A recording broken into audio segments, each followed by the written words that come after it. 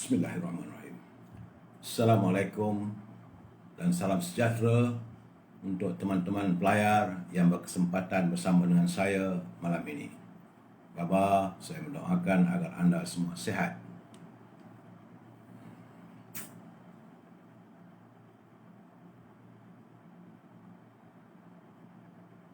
Apa khabar saudara Khairul Pak Lang?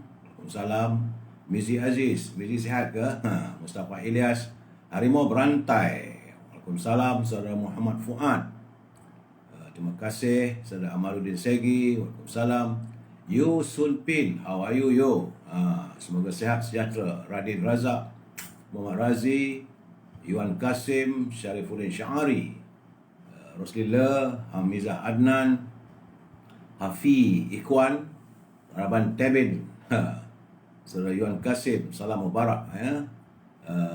Saudara Empat Langking, Saudara Nisa Yusof, Muhammad Effendi Fendi. Salam dari Pahang. Orang Pahang jauh tu. Mayang-mayang, Jaka Linglung. Apa khabar Saudara Jaka? Saudara Syukur Jamil, Hafiz Ikhwan, baju biru menyala. Dia merah menyala, biru ni biru Barisan Nasional. Abdul Kahar Ghani, Saudara Ji Syuaimi, Putra Syahrul, Iskandar Zulkarnain bin Nordin. Waalaikumsalam. Syarifuddin Syahari, RM Mirjuna. Waalaikumsalam. Amir Khalid, Man Omar, Ramadi Ramli, Saful Queen, Kamal Kamarudin, Rahmat Rahim, Haikal Ihsan Aziz, Muhammad Sapri, Saleh, Anwar Noah. Apa khabar saudara semua? Jamil sihat. Jamil Awang ya. Harimau Berantai, PKP. Ghazali Abdul Aziz dan teman-teman yang lain. Daraban Tebin dah kita ni nampaknya. Begitulah. Ya, edisi diksi Amir Dolah. Baik saudara, yang tak sempat saya santuni saudara akan saya santuni usai saya memberi pencerahan. Ya, saudara Zul Ehsan, apa khabar Zul? Semoga sihat. Raya Harin, Samsudin dan Mayang-Mayang. Saudara, hari ini 23 Ramadan. Sebentar tadi kita telah pun melaksanakan solat tarawih yang ke hari yang ke-24. Artinya 5 hari je lagi kalau mengikut kalendar lah. Kalau selalunya 29 hari kita buat semayang solat tarawih, tinggal 5 hari saja lagi saudara ya. Sebab hari ini 5 Mei 2021 dan pencerahan tentang COVID-19 masih terus meningkat ya saudara Kefri Yunus. Hari ini sahaja sejumlah 3,744. Semalam 3,120, hari ini 3,744. Peningkatan yang begitu ketara dengan sejumlah yang terkumpul adalah 424,376 dan mengundang sejumlah 17 kematian yang direkodkan pada hari ini. Jadi jumlah kematian terkumpul. Apa khabar saudara Ismi? Apa khabar Mi? Mi buat pukul apa Mi punya live? Selepas nanti saya akan lihat. Tapi nampaknya Ismi sekarang ni bertambah garang dan banyak fakta-fakta yang diperoleh oleh beliau. Keep it up Mi. Hanya kita je yang ada Mi. Nak buat macam mana? Kita harus meneruskan perjuangan. Tidak lain tidak bukan adalah demi agama, bangsa dan tanah air. Saudara, jadi jumlah kematian keseluruhan 1,591. Alhamdulillah Perlis masih lagi sifar, mendapat 1 semalam sifar ya Rubidin. Di Kedah ada peningkatan, ada penurunan. Semalam 155, hari ini 124. Cuma di Pulau Pinang, cek anak mami semua ni, awak nak tak mau kaya ke? Semalam 167, hari ini 195. Di Perak ada penurunan, semalam 117, hari ini 65. Cuma di Selangor amat menggerunkan. Jumlah peningkatan yang cukup tinggi hari ini. Sebab semalam 675, tapi hari inilah 1,548 orang Selangor yang dijangkiti oleh virus corona. Beraya dengan di rumah saja nampak gayanya di Selangor ya. Di wilayah Persekutuan juga ada penurunan. Semalam 408 tapi hari ini 313. Putrajaya kekal 11, Negeri Sembilan ada turun, semalam 95, hari ini 36. Melaka juga turun susut, semalam 52, hari ini 43. Begitu juga di Johor. Di Johor tapi susutnya tak begitu cantik. Sebab semalam 336, hari ini 292. Sekitar dalam 40 saja. Di Pahang ada peningkatan ya. Semalam 41, hari ini 49. Begitu juga di Terengganu. Terengganu dia naik balik. Semalam 53, hari ini 73. Dan di Kelantan, aduhai, di Kelantan, bagaimanalah kita harus berusaha untuk mengekang virus corona ini, kerana semalam 296, hari ini 480 yang dijangkiti oleh virus corona. Dan di Sabah, alhamdulillah, terus susut. Semalam 89, hari ini 50. Di Labuan kekal 5. Di Sarawak susut tetapi tak begitu menyenangkan sebab semalam 620, hari ini 419. Itulah laporan COVID-19 hari ini. Dan kalau kita melihat dari segi daripada satu bulan Mei itu hari 15 kematian, kemudian 2 bulan Mei 12 kematian, pada 3 bulan dia meningkat 18 kematian, semalam 4 bulan Mei 23 kematian, dan hari ini 17 kematian. Jadi artinya jumlah kematian tu double digit, bukan single digit ya saudara. Sebab itu kita mengharapkan kalau nak buat PKP ni jangan buat separuh masa. Buat betul-betul kali ini. Sebab keadaan darurat, bukan satu negara, bukan negara kita saja, di seluruh dunia. Malahan di Hospital Sungai Buloh sudah penuh.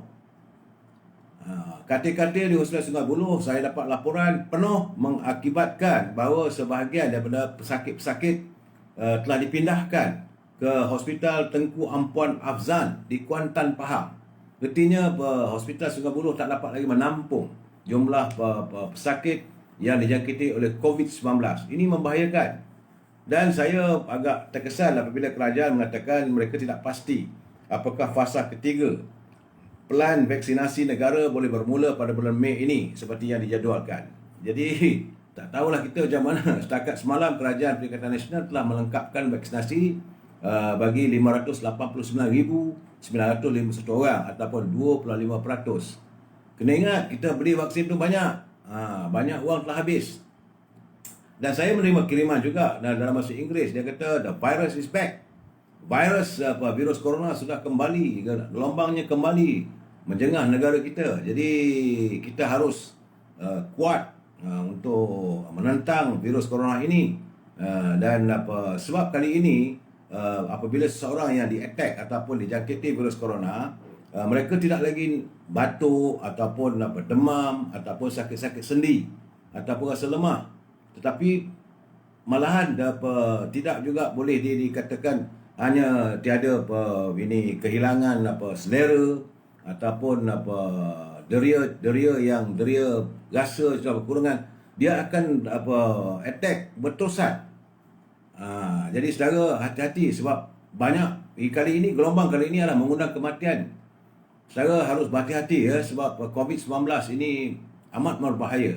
Sebab untuk seluruh dunia hari ini sahaja di seluruh dunia sejumlah 807,436 kes baru telah dikesan di seluruh dunia.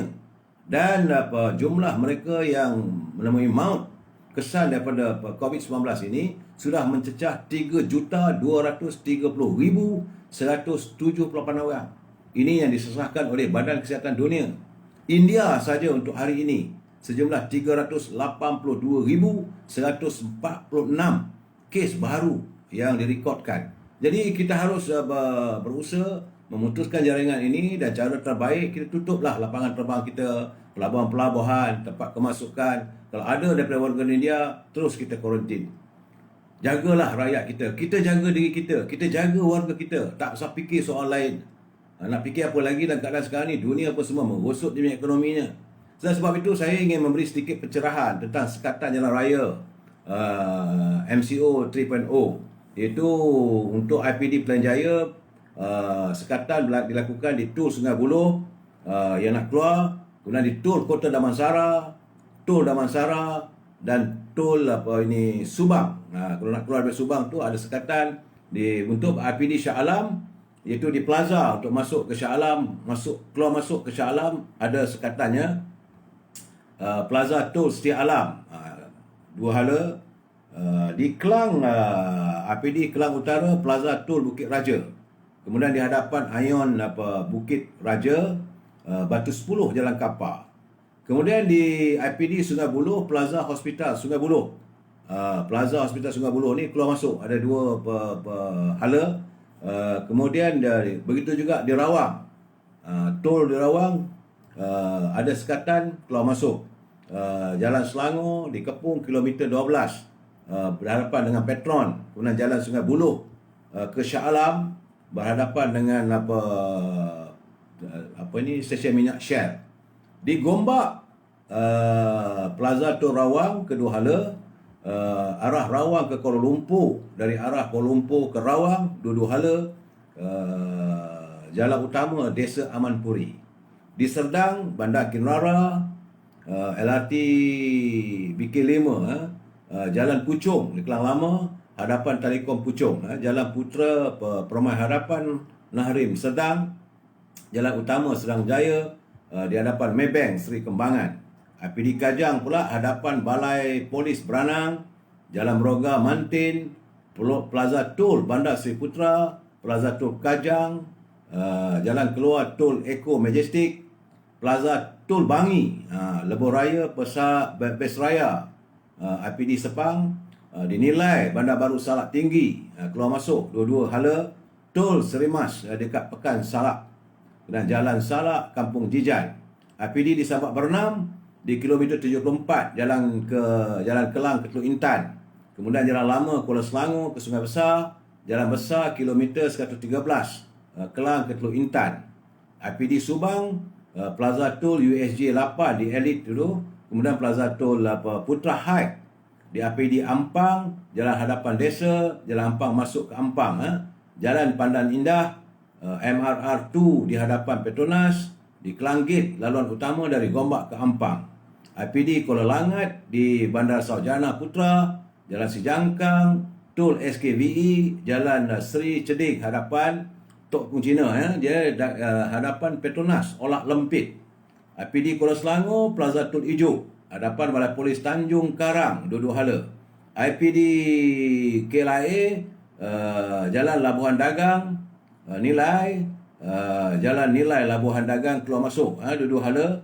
Di IPD Hulu Selangor, Tanjung Malim, kat Tol Plaza Tol Tanjung Malim, Plaza Tol Bukit Beruntung, Plaza Tol Lembah Beringin, dekat Bukit Taga, di kilometer 79 Kuala Lumpur Ipoh Dusun Bay, checkpoint dekat Gotong Jaya nak ke Genting Highland, Taman Selesa Jalan Bukit Fraser Hill, kilometer 34 Jalan Ipoh Kuala Lumpur di Serendah, Plaza Tol Sungai Buaya, IPD Kelang Selatan, Susur PK Majlis Perbandaran Kelang, Tol Kesas, Jalan Langat, Kampung Delik dan Jalan Datuk Ahmad Sidin. Artinya sekarang ini pihak berkuasa seakan menutup semua.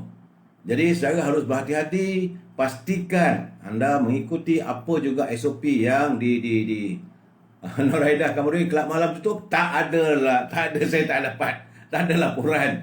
Tapi begitulah keadaannya. Kita mengharapkan begitulah berusahanya anggota polis, pihak berkuasa berusaha untuk mengekang, sebahagian daripada usaha mengekang penularan virus corona ini. Kerana saudara, Arab Saudi juga sekarang ni sedang berkira-kira. Mereka masih lagi dalam perbincangan. Besar kemungkinan tahun ini tidak ada diizinkan mana-mana warga daripada luar Arab diizinkan untuk mengerjakan ibadah haji. Jadi untuk tahun kedua, ini laporan saya dapat bahawa mereka telah membincang pada hari Rabu semalam. Jadi dalam keadaan begini, mereka yang mau mengerjakan ibadah haji di Kota Mekah terhalang kali kedua. Dalam keadaan begini, saudara, kita harus berhati-hati bahawa ini petunjuk daripada Allah SWT. Saudara, bila kita pun dah tak boleh nak pergi ke Mekah, mungkin kota suci Mekah sunyi, sebab itu kita harus berhati-hati. Jadi dalam fenomena, dalam tazkirah pendek malam ini, kita harus berhati-hati dengan fenomena akhir zaman. Kerana banyak rumah semakin besar, tapi keluarganya semakin kecil. Perubatan semakin canggih, tapi kesihatan semakin memburuk. Kita boleh melancong keliling dunia, tapi kita tak kenal dengan jiran yang terdekat dengan kita. Pendapatan semakin meningkat, tetapi ketenteraman jiwa semakin berkurang. Ilmu semakin tinggi, emosi pula semakin rendah. Jumlah manusia semakin banyak, namun rasa kemanusiaan semakin menipis. Pengetahuan semakin baik, keadilan pula semakin berkurangan. Zina semakin rancak, kesetiaan semakin pupus. Semakin banyak kawan di dunia maya tapi tidak ada sahabat yang sejati. Minuman semakin banyak jenisnya, air bersih semakin berkurangan. Pakai jam tangan mahal tapi tak pernah kita menepati waktu.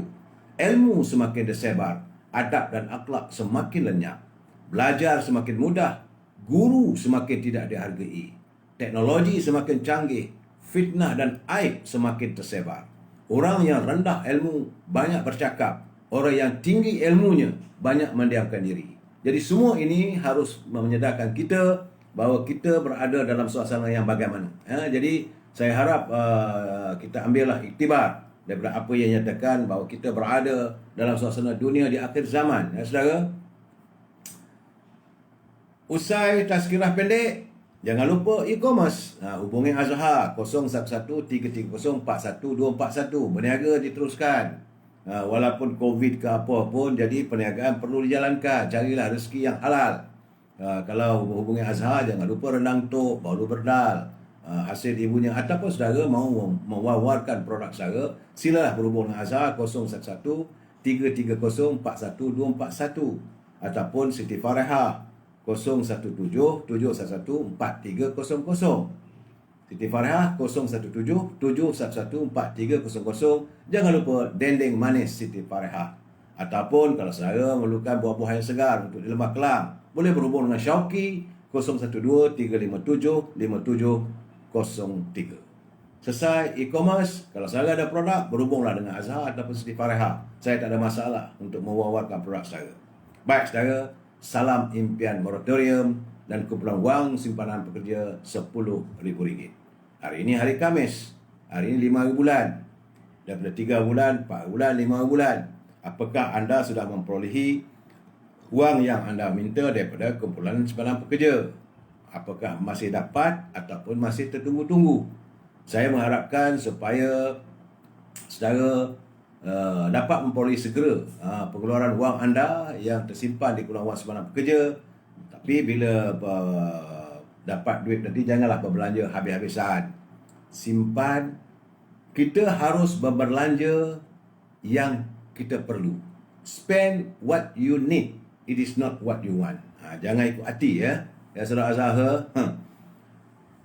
Kita juga minta supaya kerajaan berhemahlah dalam perbelanjaan. Kerana setiap sen yang dibelanjakan itu sepatutnya mendapat kelulusan dari Parlimen. Jadi janganlah kita berbelanja tanpa had, kerana kita khawatir negara kita akan muflis. Baik saudara, tajuk perbincangan kita malam ini adalah rahsia kian tersingkap. Rahsia kian tersingkap. Namun begitu, sebelum saya meneruskan pencerahan, mari kita santuni pantun kiriman daripada Pak Nazil daripada Perlis. Kata Pak Nazil, Kak Zarah membeli kuih bunga kantan ikan seluang. Santan diperah berbuih-buih, dapat santan hampas dibuang. Ini kiasan yang cukup tinggi daripada Pak Nazil. Jadi santan itu diperah berbuih-buih, tapi bila mereka mendapat santan hampas dibuang. Macam mana pimpinan dapat sokongan, dapat kuasa yang diberikan oleh rakyat, tapi rakyat dipandang sepi. Mereka terus hidup dengan kemewahan. Bubur caca masak bersantan, agak berpada di bubuh gula. Kalau kaca dikata intan, mungkin ada silap di kepala. Kali ini pantun Pak Nazil tajam, menyindir, penuh makna. Kalau kaca dah dikata intan, jawabnya mungkin ada silap di kepala, mungkinlah kepala tak betul lah tu. Terima kasih Pak Nazil atas kiriman pantun saudara. Baik, saya perlu memberi peringatan lagi bagi mereka yang menyunting, sebab saya lihat banyak pencerahan yang saya berikan disunting oleh teman-teman. Saya tak marah. Tapi kena ingat, saudara bertanggungjawab atas setiap suntingan itu. Kerana saya khawatir ia lari daripada maksud sebenar. Sebab saya ada dia punya naratifnya, bab 1, bab 2, bab 3. Tapi kalau potong tengah-tengah, ambil 2-3 minit nanti boleh membawa maksud yang lain, saya tak bertanggungjawab. Jadi bagi mereka yang menyunting semula live saya dan masuk ke channel YouTube, itu adalah tanggungjawab anda. Pihak saya tidak langsung bertanggungjawab atas sebarang komen ataupun suntingan. Jadi sila pastikan anda berfikir panjang terlebih dahulu. sebelum menulis atau memberi komen. Pihak saya juga tidak mampu untuk memantau kesemua komen yang dapat ditulis di sini. Segala komen adalah hak dan tanggungjawab anda. Kalau ada masa saya santuni, saya tak ada masalah. Tapi prinsip kita mudah. We must agree to disagree. Kita mesti bersetuju untuk tidak bersetuju. Jadi kalau saya sekadar memberi pencerahan. Bukanlah saya ni profesor, ya. Saya bukannya orang hebat. Saya memberi pencerahan sekadar yang saya tahu. Sekadar yang saya lihat daripada apa yang keluar daripada yang tular dalam internet, supaya kita faham apa yang dimaksudkan satu berita yang ditulis itu. Jadi sebagaimana saya mendapat kiriman daripada saudara Apit Jo. Saya bersimpati dengan Apit Jo. Dia kata, Assalamualaikum. Saya adalah salah seorang pekerja Malaysia yang bekerja di Singapura. Tapi dia merasa sedih dan kecewa serta tertekan disebabkan kerajaan Malaysia tidak mampu membantu kami dalam kes pembukaan sempadan negara. Katanya hari ini mendapat berita terbaru kerajaan Singapura telah pun menambah lagi 7 hari kuarantin tambahan dengan keseluruhannya menjadi 21 hari kuarantin kepada pekerja-pekerja yang masuk semula selepas 7 bulan Mei ini.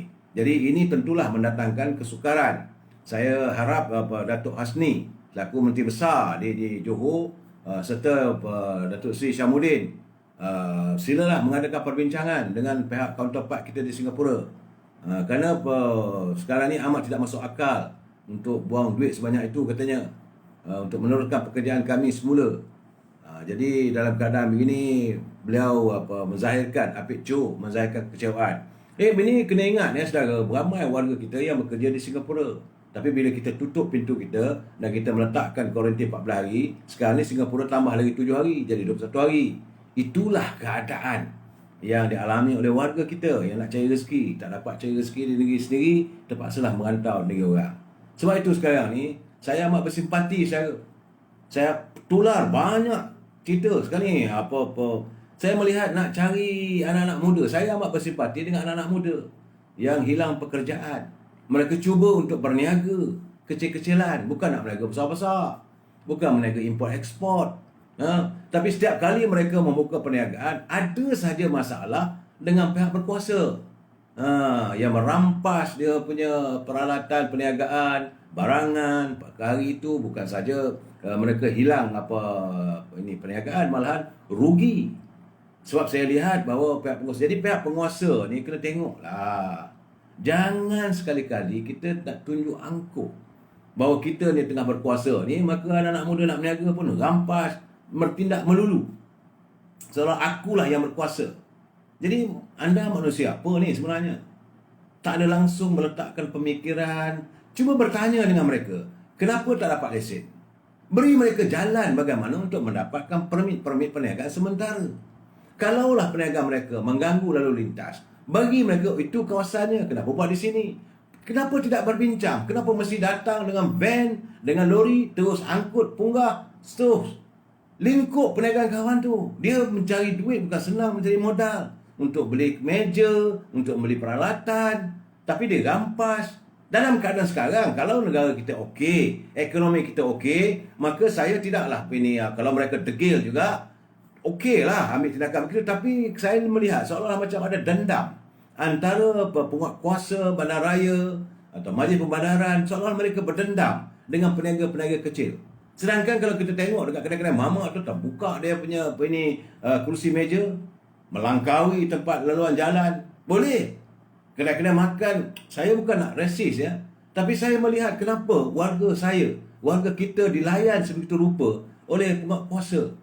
Kenapa tidak diadakan perbincangan? Kenapa tidak disantuni dengan baik? Kalaulah mereka ini bertindak kasar, bolehlah juga kita nak marah ke ataupun ambil tindakan, tetapi bercakap dengan baik.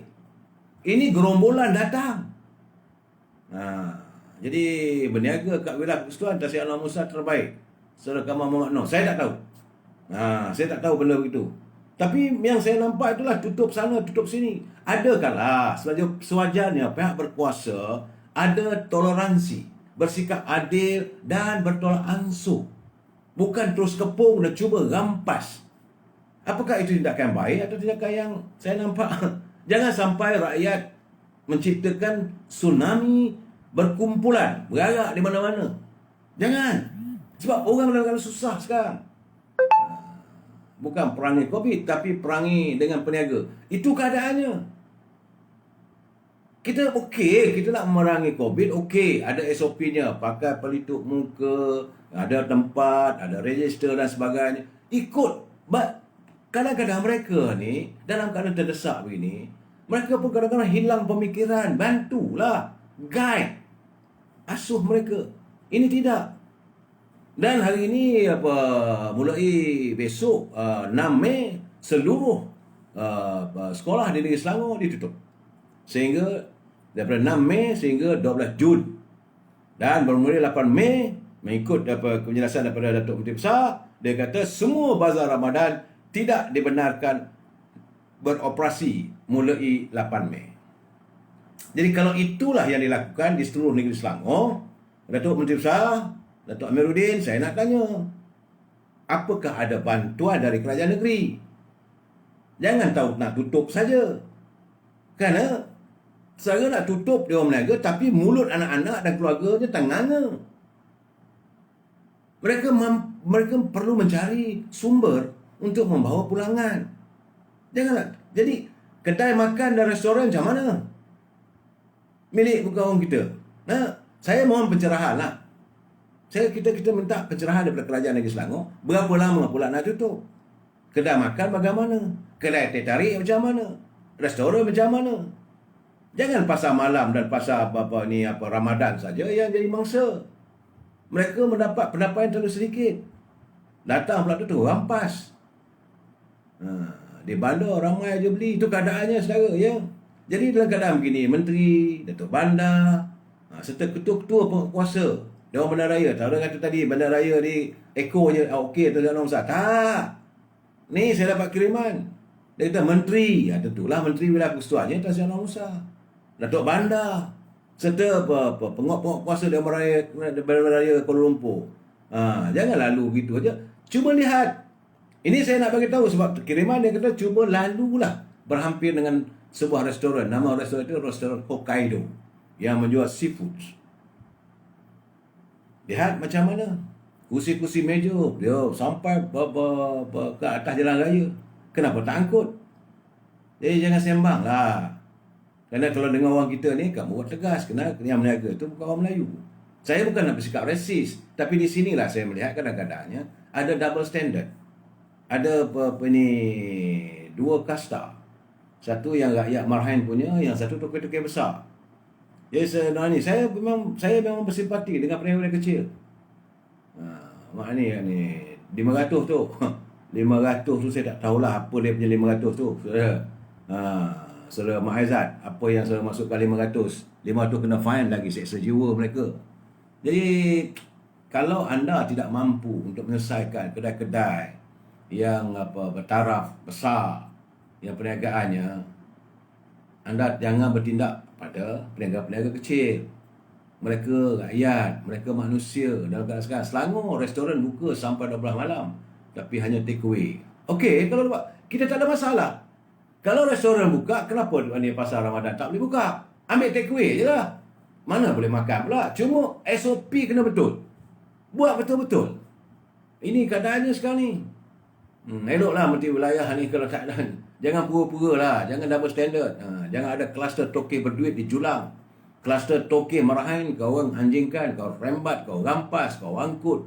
Maki hamun. Malah ada pula yang ajak bertumbuk pula dengan diorang. Jadi dalam keadaan begini saya teringatlah lagu Anak Kecil Main Api. Anak kecil main api, terbakar hatinya yang sepi. Air mata darah bercampur keringat. Bumi dipijak milik orang. Iyalah, kalau penguasa pun tak berani nak bertindak pada restoran-restoran yang milik bukan Melayu. Ini saya bukan berhasrat untuk berasis, tapi cuma nak menegur penguasa-penguasa bandaraya, Majlis Bandaran. Banyak. Bukan saya tak dapat kiriman. Saya sedih tengok. Terus rekam kat situ. Jerit pekik dia. Seolah mereka ni lembu. Mereka manusia. Mereka nak cari rezeki. Dalam keadaan sekarang Mereka mungkinlah anda dapat gaji, anda tak terkesan, anda tak terasa. Tapi bagaimana mereka yang nak cari rezeki yang halal, berniaga makanan, itu pun tempoh masanya bukan lama mana pun. Sementara dalam bulan Ramadan ni, kalau boleh dicari jalan, macam mana? Bagilah kelonggaran. Apakah COVID ini memang tak boleh langsung ini dibuka kedai langsung? Tak boleh langsung. Tak tahulah saya. Jadi fikirkan, penguasa jangan ambil satu keputusan yang menyusahkan rakyat. Anda pemimpinnya. Dan sekarang ni kita nak tanya pula pada pimpinan. Tentang berhubung saya dah lontarkan perkara ni 2 bulan lalu. Saya kata kita sudah memasuki fasa rancangan Malaysia ke-12. Kerana rancangan Malaysia ke-11 dah habis. Jadi apa jadi pada rancangan Malaysia ke-12 yang sepatutnya bermula daripada awal Januari 2021 hingga 2025. Kerana apabila kita bercakap soal rancangan Malaysia ke-12 ini, tentulah ada perancangan-perancangan ekonomi, perancangan-perancangan pembangunan negara. Adakah dibentangkan di Parlimen? Jangan takut. Sebab itulah kita menuntut Parlimen diadakan. Sekarang ni rancangan Malaysia ke-12 terbantut, terhenti. Bagaimana perancangannya? Rakyat tertunggu-tunggu. Aduh. Hari ini saya dengar teruk jugalah Menteri Agama. Dia kena balun dengan Ustaz Khairul Ikhwan. Saya dengar tip tu. Teruk. Ustaz Khairul Ikhwan dia marah betul dengan Menteri Jabatan Perdana Menteri yang menjaga agama. Kerana menteri boleh pula hadir majlis yang dianjurkan oleh Siti Nurhaliza. Yalah, boleh datang, tak ada masalah. Boleh. Sebagai kemanusiaan, mungkin dia kawan dengan Datuk K ke, mungkin kawan baik dengan keluarga Siti Nurhaliza. Okey, tapi perlu apa diwawarkan? Kenapa ditularkan dalam internet? Ini kerana rakyat melihat banyak lagi isu-isu yang perlu ditangani oleh Menteri Jabatan Perdana Menteri. Banyak isu-isu ni. Isu macam mana masjid tak boleh nak sembahyang. Di kawasan saya cuma diizinkan untuk hari Jumaat 100 orang saja. Sedangkan karya yang ada di sekitar kawasan saya ni lebih daripada 10,000 orang. Jadi bila anda sudah mau menjadi pengadil atau menjadi tukang menyimpan kunci untuk rakyat bertandang ke rumah Allah. Ini masalahnya, Kasihmi, kerajaan gagal. Ini saya bukanlah berniat saya untuk menghamun pimpinan, tidak. Tapi saya merasakan ada sesuatu yang tak kena sekarang ni. Bila agama ini dipandang enteng. Sebab itu tadi mengamuklah Ustaz Khairul Ikhwan. Sebab dia kata apakah Menteri Agama tidak membaca atau menatap hukum-hukum fiqh yang seharusnya menjadi pegangan setiap umat Islam. Kalau meraihkan kelahiran bayi apa semua itu okey, tak ada masalah. Tapi yang mana didahulukan? Kita menghadapi banyak masalah yang berhubung dengan masalah agama umat Islam. Ini perlu disantuni. Macam mana dengan Baitul Mal? Macam mana dengan kumpulan zakat? Wang-wang zakat itu agihannya macam mana? Inilah perlu disantuni. Sekarang ni dah tak boleh nak pergi buat haji. Macam mana pula dengan kedudukan tabung haji? Macam mana penyimpan-penyimpan tabung haji? Bagaimana mereka yang telah dijanjikan boleh pergi menunaikan umrah ibadat haji? Katanya dulu Perdana Menteri pergi bertandang ke Arab dapat 10,000. Sekarang ni kerajaan Arab Saudi sudah menutup. Besar kemungkinan dia tak akan mengizinkan untuk orang luar hadir ke Kota Suci Mekah untuk buat haji. Ini perlu ditangani. Jadi sebagai Menteri Agama Islam itu lebih penting daripada bertandang Siti Nurhaliza. Itulah keadaannya. Saya pun ketawa juga gini. Ketawa kan pasal sebab hari ini saya melihat keberanian. Syabas Datuk Menteri Besar Perak, Datuk Syahrani. Dia telah pun mengumumkan, dia kata bahawa pihaknya telah pun menimbangkan semasak-masaknya bahawa beliau sendiri selaku Menteri Besar akan bertanding di kawasan Larut untuk menentang Datuk Hamzah Zainuddin. Silakan. Kita nak tengoklah. Memang pun sepatutnya kerana sebab itu kawasan itu, Parlimen itu milik UMNO. Menjadi tanggungjawab Datuk Menteri Besar untuk mengambil balik. Datuk Menteri Besar adalah sebagai Ketua Perhubungan UMNO Perak. Carilah upaya. Saya nak menyantuni sedikit dia apa yang dicatatkan oleh saudara Arif Faizal Muhammad Nur Arifin yang masuk dalam WhatsApp saya. Dia kata setelah parti muda, itu baru negara telah diberitakan berkenaan wujudnya satu lagi parti baru yang bakal didaftarkan sedikit masa lagi dengan dikenali sebagai Parti Kemakmuran Negara atau panggilan ringkasnya Kemakmuran.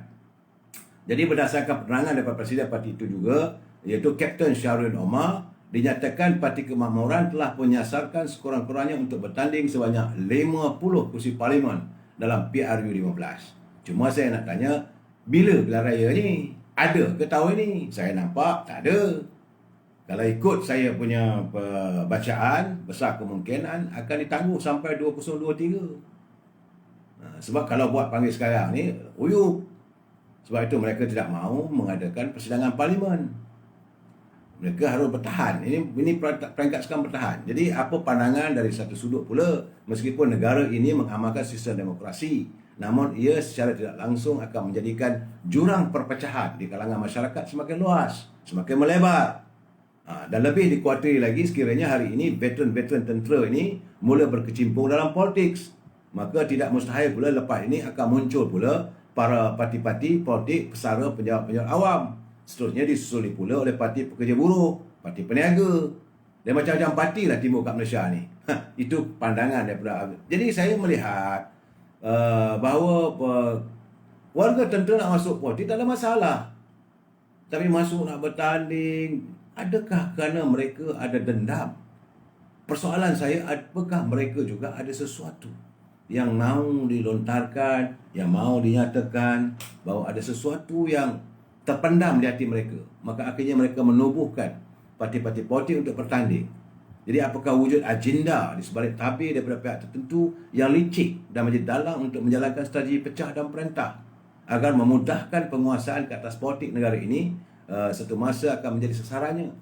Jadi jika persoalan kerana suara mereka diabaikan, ia menunjukkan kerajaan telah gagal untuk mengangkat tuntutan mereka. Jadi jika persoalan kerana suara mereka diabaikan, jika persoalan agenda ini sebagai tabir, ia menggambarkan kerajaan PN hari ini sedang terdesak berhadapan dengan penolakan rakyat. Ini nyata. Malah ni saya tak nak keras. Cuma apabila pergerakan pemuda UMNO hari ini telah bersidang, Dato' Ashraf Wajudi, Mesyuarat Ahli Kuasa Pergerakan Pemuda UMNO yang bersidang hari ini memutuskan, pertama, pemuda UMNO mendesak kerajaan Malaysia untuk segera menubuhkan Suruhanjaya Siasatan Diraja terhadap pendedahan Tommy Thomas, itu bekas pegawai negara, dan Tan Sri Abdul Hamid Bado, bekas Ketua Polis Negara, yang amat serius mengenai campur tangan politik dan rasuah dalam institusi yang menjadi benteng mempertahankan keluhuran perlembagaan dan kedaulatan undang-undang serta keselamatan negara. Jadi 7 asas utama ini mewajarkan penubuhan RCI ini, Royal Commissions ataupun Suruhanjaya Siasatan.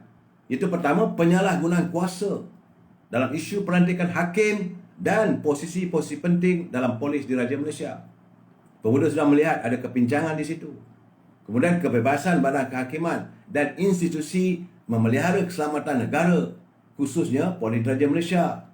Adanya campur tangan badan eksekutif dan politik melampaui dalam badan pengadilan dan institusi polis diraja Malaysia. Kemudian ada pula campur tangan eksekutif dan politik yang melampaui dalam badan pengadilan, mahkamah, pendakwaan terpilih dan bersifat politik, amalan rasuah dalam budaya lompat parti, dan penghinaan kepada institusi perundangan negara dan keselamatan negara. Serta pemuda merasakan perlu dipulihkan keyakinan rakyat terhadap institusi yang memelihara kedaulatan undang-undang dan keselamatan negara.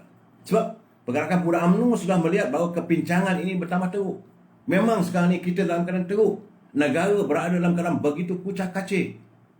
Pemuda UMNO mendesak dan mengesyorkan kepada Kerajaan Perikatan Nasional agar Parlimen dapat kembali bersidang selaras dengan titah Tuanku Yang di-Pertuan Agong. Baginda telah pun menzahirkan pandangan bahawa Parlimen boleh bersidang walaupun dalam tempoh darurat ini. Dan pemuda UMNO telah menggariskan 3 sebab utama Parlimen perlu dibuka semula. Pertama, dia kata sistem demokrasi berparlimen dalam pemerintah negara hari ini sudah tidak berfungsi. Jadi khususnya tiang eksekutif yang kini membuat keputusan tanpa mandat parlimen. Jadi pemuda mendesak supaya parlimen bersidang. Kedua, akta kewangan kini digantung oleh kerajaan dan kerajaan bebas berbelanja tanpa kelulusan dan keputusan parlimen. Lebih 600 bilion telah dibelanjakan dan 75 bilion pinjaman dilakukan dalam tempoh 4 bulan. Tanpa parlimen, maka pemuda khawatir akan berlaku ketirisan dan salah guna, salah urus, salah tafsir salah takbir oleh pihak berkuasa. Jadi apabila parlimen sebagai simbol demokrasi dan kestabilan tidak ditunjukkan, ia secara langsung diterjemahkan kepada ketidakyakinan pelabur untuk membuat pelaburan di dalam negara. Tiada lagi tabir urus yang baik, khususnya dari segi semak dan imbang segala keputusan kerajaan. Kerana itulah pemuda UMNO menegaskan supaya tidak lagi aspek penguatkuasaan SOP dan pematuhan undang-undang yang berkaitan pencegahan COVID-19 ini berasaskan darjat dan kedudukan. Suara rakyat yang marah dan kecewa akibat wujud dui standard dalam penguatkuasaan SOP mestilah diambil serius oleh semua pihak agar usaha membendung pandemik COVID-19 ini berjaya dan benar-benar berkesan. Ini pemuda dah membuat tuntutan. Saya berkeyakinan kalaulah benda tidak terdesak, kalaulah benda tidak susah, tak teruk pentadbiran hari ini, pemuda tak akan buat cadangan yang sebegitu. Ini mesyuarat hari ini. Dalam mesyuarat Esko Pergerakan Pemuda memutuskan supaya kerajaan segera mewujudkan RCI. Dan hari ini selepas polis negara, selepas ketua polis negara menggemparkan negara 2-3 hari lalu, tiba-tiba hari ini bekas program negara iaitu Tan Sri Apendi Ali, beliau menyatakan beliau bakal mendedahkan banyak lagi berkenaan komplot yang dibuat oleh Tun Dr. Mahathir dan Gopal Sri Ram ke atas Datuk Sri Najib Tun Razak. Nampak gayanya sekarang ni keadaan dah berkelibut. Mantan peguam negara, dia kata kali ini dah dedahkan. Dalam sebuah portal dalam internet, FND berkata antara lain yang bakal didedahkan termasuklah berkenaan ini yang saya terpanggil untuk menyatakan hari ini, iaitu FND berkata antara lain yang bakal didedahkan termasuklah berkenaan dengan keputusan Malaysia untuk menarik semula samanya di Mahkamah Antarabangsa pada bulan Jun 2018 untuk membatalkan keputusan 2008 yang memutuskan bahawa Pulau Batu Putih, iaitu Pedro Branca ini, menjadi milik Singapura. Saya kata kalau ini dilakukan, ini satu pengkhianatan. Keputusan negara akan mendedahkan.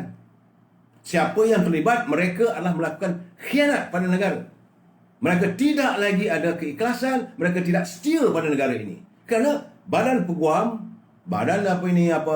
negara sudah pun berusaha untuk membuat tuntutan semula di peringkat antarabangsa untuk menuntut Pulau Batu Putih, itu Pedro Branca, yang kita kalah. Dulu kerana kesilapan gambar-gambar daripada internet yang diambil itu nak jadikan bahan bukti. Tapi sekarang ini Jabatan Peguam Negara telah bersiap dia punya hujah-hujahnya, tapi telah diarahkan supaya menarik tuntutan itu. Kenapa jadi begitu? Kalau benda ini benar berlaku, maka kalau benarlah yang mengarahkan itu Tun Dr. Mahathir, kerana beliau menjadi Perdana Menteri ketika itu, maka sewajarnya lah Tun Dr. Mahathir perlu disiasat. Kerana ini merupakan satu pengkhianatan terhadap kedaulatan bangsa kita, kedaulatan negara kita.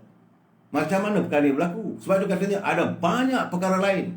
Kejadian Batu Putih, mengapa Mahathir tarik balik kes itu pada minit terakhir, walaupun semuanya telah difailkan dan ditetapkan untuk pembicaraan. Banyak katanya. Banyak cerita. Banyak yang perlu ditulis. Banyak untuk diceritakannya. Ini kenyataan daripada mantan peguam negara. Saya sebagai warga bangsa, warga negara ini, saya terkesan. Bila saya dengar itu soal pembicaraan Datuk Sri Najib, kita tahu macam-macam berbolok-bolok. Tetapi ini persoalan perjuangan dari dulu lagi. Saya tidak bersetuju.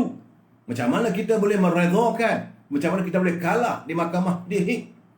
Macam mana kita boleh kalah di mahkamah antarabangsa? Apakah kita mempunyai hujah yang secukupnya? Sebab ini soal kedaulatan. tanah air kita, milik kita boleh terlepas pada negara lain. Dan apabila Jabatan Peguam Negara sudah memulakan usaha untuk menuntut semula melalui Mahkamah Antarabangsa, tiba-tiba selaku Perdana Menteri dia minta supaya ditarik semula. Ini kenyataan ini perlu disiasat. Saya harap pemuda UMNO bukan hanya tuntutan yang itu, bukan hanya sekadar RCI. Kita kena panggil Tan Sri Effendi, kena buat secara pendedahan secara jelas dan tuntas. Seluruh rakyat perlu diberitahu kenapa Tun Dr. Mahathir menghentikan usaha Jabatan Peguam Negara untuk menuntut semula Pulau Batu Putih. Walaupun pulau itu sekecil, bagi kita, kedaulatan negara kita seinci pun tidak mungkin kita izinkan dimiliki orang lain. Come what may, walaupun berlumuran darah, kita akan mengorbankan darah, nyawa, keringat demi untuk mempertahankan kedaulatan negara kita. Kita sudah merdeka. Kenapa boleh senggah negeri begitu saja? Kenapa boleh dihentikan sebarang usaha untuk menuntut balik yang menjadi hak kita? Rakyat Malaysia bukan rakyat yang bacul. Rakyat Malaysia bukan rakyat yang tak ada telur, yang tak takut. Kita come what may. Ini kedaulatan negara kita. Kenapa boleh berlaku begitu? Kita menuntut supaya Tan Sri Effendi membuat kenyataan terbuka berhubung dengan bagaimana dia nak berusaha untuk membawa kes ini ke Mahkamah Antarabangsa. Soal kita kalah, menang, soal lain. Usaha mesti dilakukan. Usaha mesti dilakukan. Kenapa boleh dihentikan? Apakah ada perkiraan? Ini bukan soal perkiraan kepentingan diri. Ini bukan soal kepikiran kontrak anak-anak beranak. Ini bukan soal kontrak kroni. Ini soal kedaulatan negara. Saya tak boleh terima ini. Kalau benar Datuk Mahathir meminta supaya Tan Sri Effendi ataupun Jabatan Peguam Negara tidak meneruskan usaha untuk kita menuntut Petra Branco. Sama ada Petra Branco, tetapi yang kita tahu itu adalah Pulau Batu Putih, milik kita.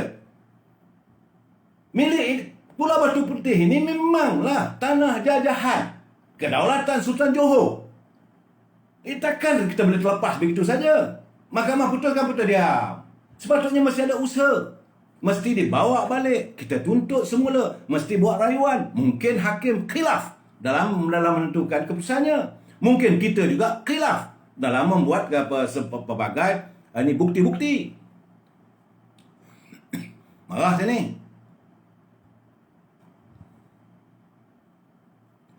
Betul Saudara Ramli. Kita negara merdeka, tapi kita masih menyimpan pengkhianat.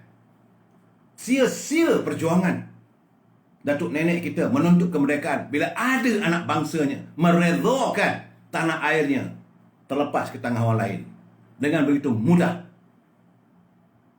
Kenapa nak emosi sangat? Cerita pun belum habis. Saya tak boleh, sebab bila saya tengok ini, apabila Tan Sri Effendi mengatakan usaha beliau itu, usaha Jabatan Peguam Negara ini disekat, tentulah saya beremosi, tentulah saya marah.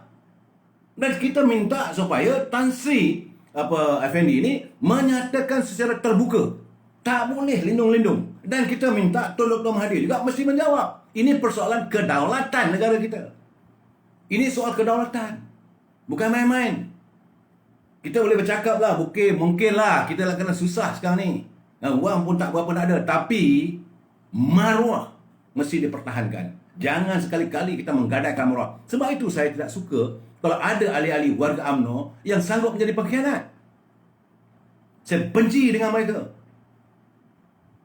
Rumah agam yang tak berdosa, mereka sanggup jadi pengkhianat, saya tak boleh maafkan. Kalau negara kita ni, bila adanya mereka-mereka ini berkhianat pada negara kita, saya tak boleh terima. I cannot forgive and I cannot forget. Buatlah apa saja dakwaan anda, apa saja alasan anda. No. Ini bumi kita, ini milik kita, menjadi kewajipan kita mempertahankannya. Sebab itu dia kata ketika Effendi diarahkan supaya bercuti oleh Perdana Menteri Pakatan Harapan, Tun Dr. Mahathir dalam masa sama tugasnya diambil alih oleh Penguasa Bicara Negara. Ini berikutan tuduhan oleh kerajaan PS bahawa Effendi berusaha untuk menyembunyikan pertuduhan atas Datuk Seri Najib dalam skandal 1MDB. Jadi alihkan konon-konon 1MDB. Sebab itu 1MDB ini isu 1MDB ini banyak mempunyai rahsia yang tersembunyi. Banyak rahsia yang tersembunyi yang wajar diketahui oleh warga. Sebab itu pembicaraan ini mesti diadili sebaik mungkin.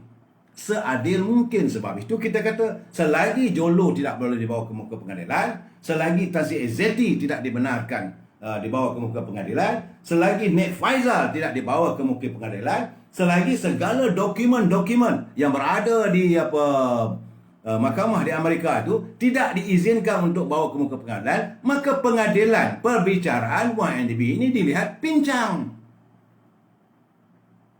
Tapi mereka meletakkan YNDB. Dalam waktu yang sama, YNDB duit kena sanggah. Isu YNDB, kedaulatan negara hancur berkecai. Pulau Batu Putih terus milik orang lain. Ini yang kita tak boleh terima. Effendi dia kata, dia mengulang dia kata, walau bagaimanapun Effendi menegaskan bahawa beliau tidak mempunyai sebarang dendam atau masalah pribadi dengan Sri Ram yang menjadikan agen kepada Effendi Dato' Mahathir.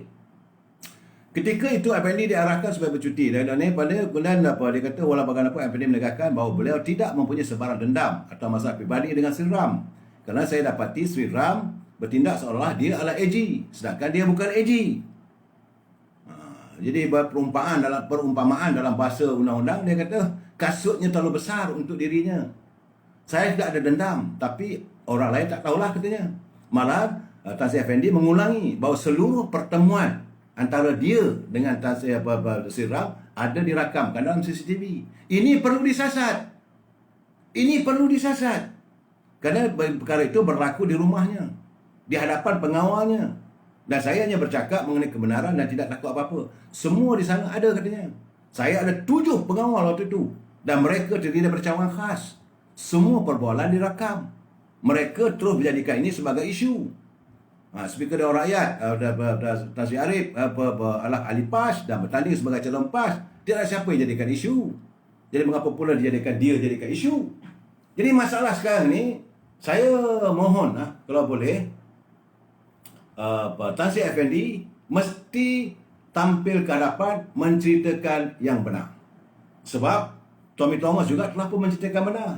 Daripada Tommy Thomas mencerita tu, kita dah dapat melihat banyak kepinjangan, banyak rahsia-rahsia yang selama ini tersimpan yang tidak diketahui oleh rakyat. Bila buku tentang apa yang ditulis oleh Tommy Thomas tu tersiar, maka barulah dapat tahu, rakyat tahu, oh begini rupanya. Dan kenyataan daripada Tan Sri Effendi ini bukan kenyataan yang kecil.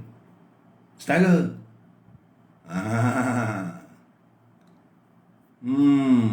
Apa nak jadi negara kita ni? Lepas satu-satu tak habis-habis. Aduh, hai. Sedangkan kita kena tahu, saudara. Saya nak cool down sedikit. Kita kena insaf bahawa hari ini dunia sudah menghampiri suasana yang agak gawat. Kerana negara China telah pun mengumumkan mereka tidak lagi melakukan hubungan dagang dengan menggunakan dolar Amerika. Dengan adanya kesan COVID-19, pandemik COVID-19, mereka nak berdagang melalui e-commerce, melalui online. Dan pertukarannya bukan melalui pertukaran dengan US dollar, tapi dengan won, mata wang negara China. Artinya, wang mata wang Amerika sudah pun dicampak ke longkang. Semalam, media di Amerika kecoh. CNN mengadakan satu pembicaraan di kalangan pemimpin dengan pakar-pakar ekonomi. Apa yang akan berlaku, kedudukan ekonomi Amerika yang mereka lihat pasti akan lumpuh. Ini merupakan serang hendak yang dilakukan oleh kerajaan China terhadap ekonomi Amerika. Mereka memang nak berperang. Dan China akan menjadi sebagai pendahulu. Tidak lagi ekonomi dunia ini dikontroli atau dikuasai oleh Amerika. Dan sebagai pemain utama adalah China. China surprised the world today and decided to cancel the dollar peg in the stock exchange. Tak ada lagi nak dia peg tu dipanggil berurusan menggunakan mata wang Amerika. Ini keadaan saya. This means that the dollar has become non-existent in Chinese trading, and the US dollar will fall strongly against Chinese yuan and may affect in global market. Jadi artinya dolar Amerika ini akan dilihat tidak wujud. Dan inilah merupakan waktunya kehancuran penguasaan dolar Amerika terhadap dunia. And the global market was stunned by decisions.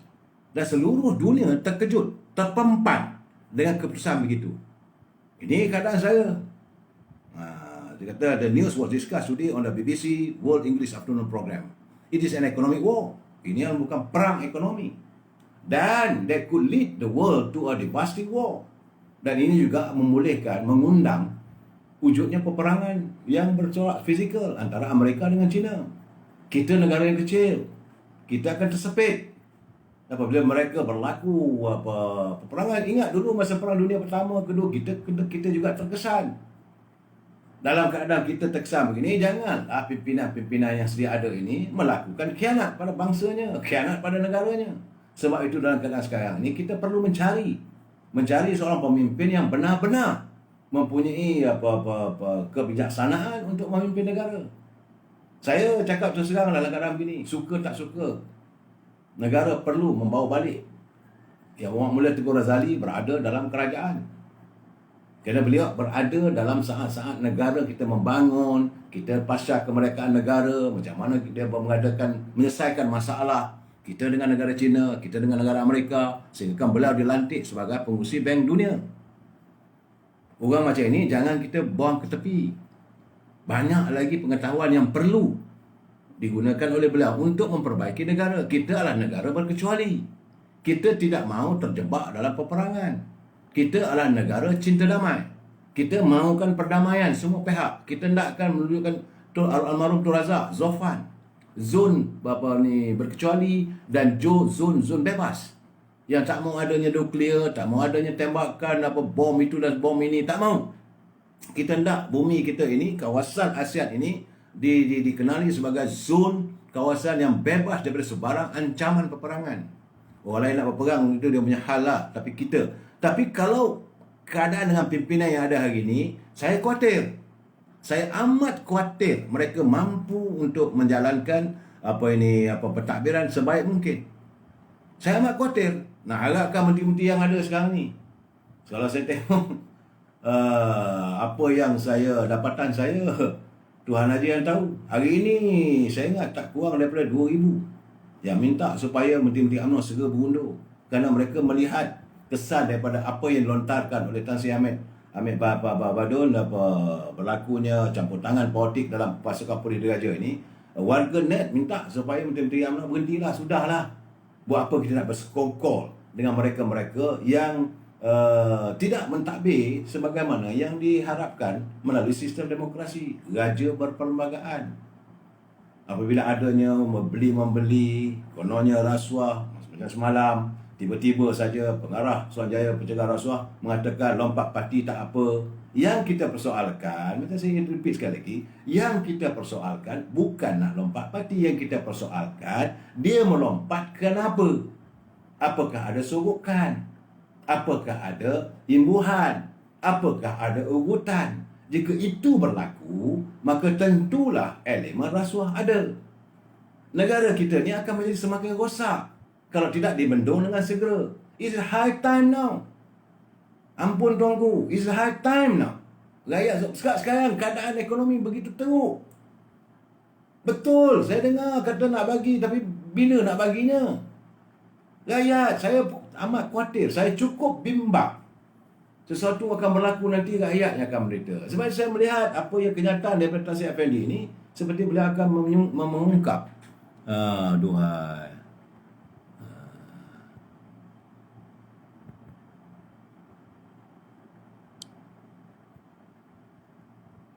Ni tadi mana terak laju sangat tadi, tak sempat. Tak, bagi saya itulah saudara. Kita mengharapkan supaya dalam hari-hari 10 hari terakhir ni, bersamalah kita berdoa saudara ya. Bersama kita berdoa agar negara kita kembali semula sebagaimana dulu. Yang kita harapkan adalah negara kita tenang. Ya betul ni, suka tak suka yang Tuan Agong mesti campur tangan. Kita menuntut agar Duli Yang Mulia yang Tuan Agong segeralah, sebab kerosakan demi kerosakan semakin terdedah. Rakyat semakin susah. Dan kita tak tahu ke mana. Kita tak tahu mana kita punya roadmap negara kita ni. Ke mana.